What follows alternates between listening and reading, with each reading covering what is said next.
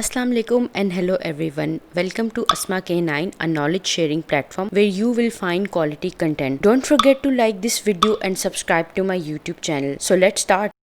In this video, I will talk about what Entity Framework is all about and what are the available approaches of Entity Framework. So Entity Framework is basically an object relational mapper that allows access to database data using .NET objects. Object mappers are auto-generated according to the database design and Entity Framework selected mapper approach. So let's see what are available Entity Framework approaches.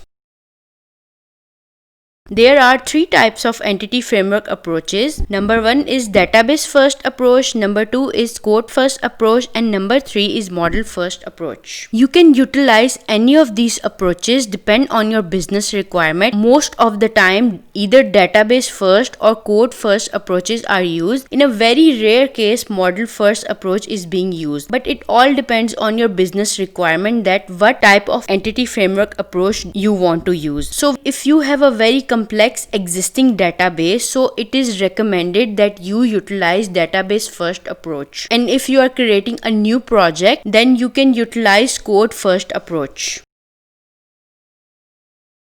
So now let's quickly look into what database first approach is all about. So database first approach, as the name suggests, is basically generate your object relational mapper in Entity Framework using your existing database. So when you create an Entity Framework model using database first approach, you need to select Entity Framework Designer from database. So when Entity Framework model is created using database first approach, you will notice that Entity Framework automatically generates your target entities and the method from your existing SQL Server database.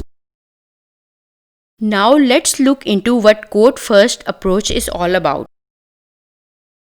In code first approach, you need to first create your entity model in a form of a code, and then when you execute your project, Entity Framework will automatically generate the structure of SQL Server using your code. So at your Entity Framework model creation, you need to select empty code first model option and then click finish. You will notice that a context file is created in which you need to create your entity classes. Like for example, in this case, I have created a login entity class.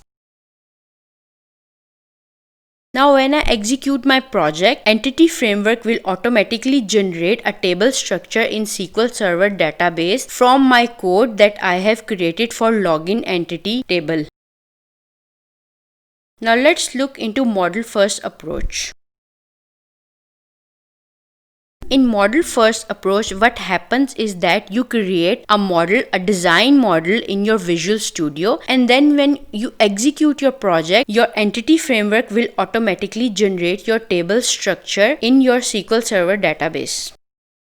So for example, in this snippet, you can see that I have created a design model for my login entity class, and when I click on generate database from model, an automatically table structure in my SQL Server will be created for this login entity model. That's about it. Thank you for watching. Take care. Allah Hafiz.